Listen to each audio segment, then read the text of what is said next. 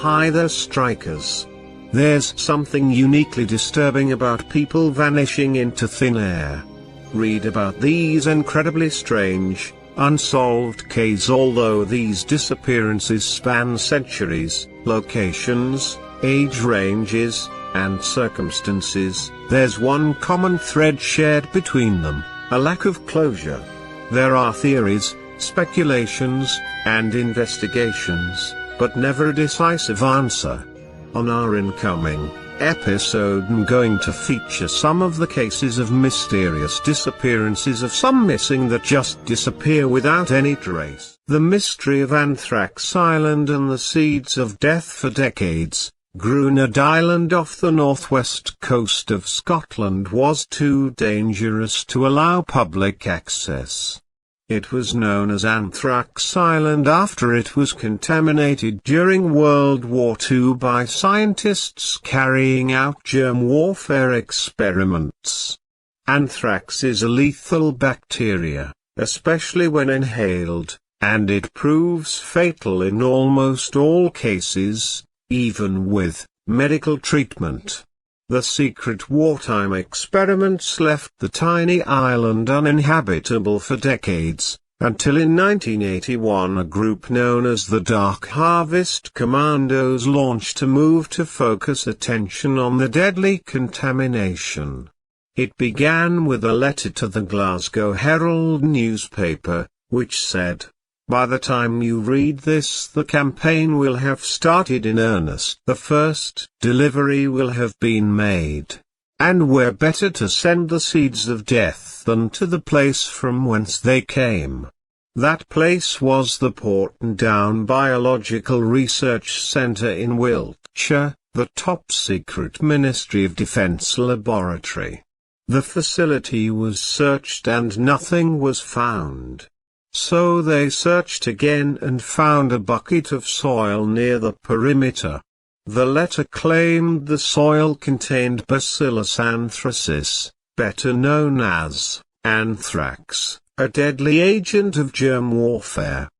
The government scientists quickly worked out it came from 600 miles away on whodunit Island.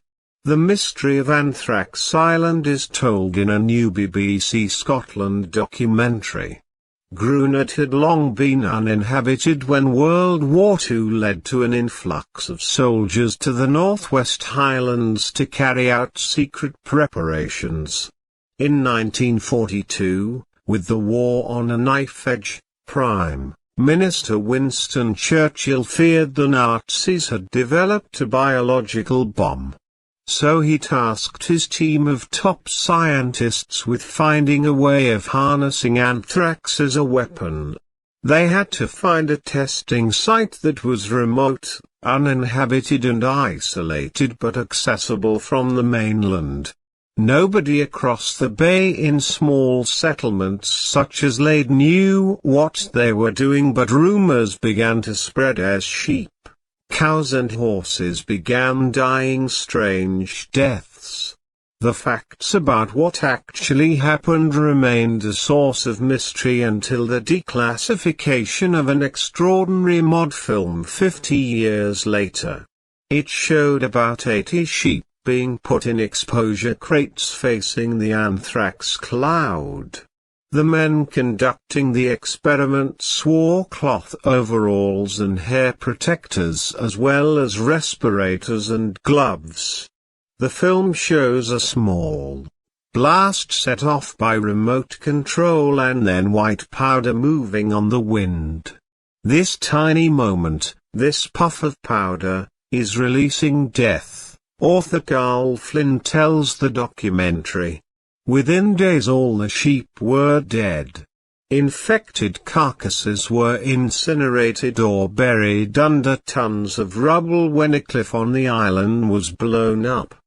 The experiment was deemed a success and the scientists returned to Porton Down, but the anthrax remained. In order to keep people on the mainland quiet, the government paid compensation for the dead livestock, blaming the infections on the careless disposal of animals from a Greek ship. In another attempt to rid the island of anthrax spores, Portendown dispatched 2 men to whodunit to set fire to the heather. By the evening, locals across the bay could see a huge plume of smoke over the island. Churchill's anthrax bomb was never used. By the end of the war, whodunit had been poisoned, burned and abandoned. It remained off-limits, and it was not until 24 years after the experiment that the warning signs even mentioned anthrax. Portendown experts checked the soil, but the anthrax spores were surprisingly resistant to degradation. The Dark Harvest Commandos wanted action. They blamed the continuing 4 days after bringing the bucket of soil to Portendown. They struck again, this time targeting the Conservative Party conference in Blackpool. A tin box believed to contain soil from the anthrax island was left at Blackpool Tower. Unlike the first sample, this one turned out not to contain anthrax, but the authorities were on high alert. Attempts were made to find the culprits. Police believed it must be someone in the local community. Since Colin MacDonald was one of the officers tasked with finding out who, but he was met with a wall of silence. I felt there was maybe more known in the community than was being said, he tells the documentary. Suspicion fell on a range of anti-nuclear activists, fervent Scottish nationalists and people living alternative lifestyles, but no arrests were ever made.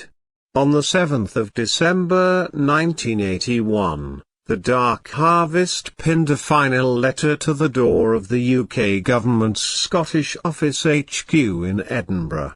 Instead of threats, the letter declared that the aims of their protest had been met and there would be no further action, for now. As mysteriously as they appeared, the Dark Harvest Commandos disappeared. If their aim was to highlight the continued contamination of the island, they had succeeded. They also hastened its cleanup.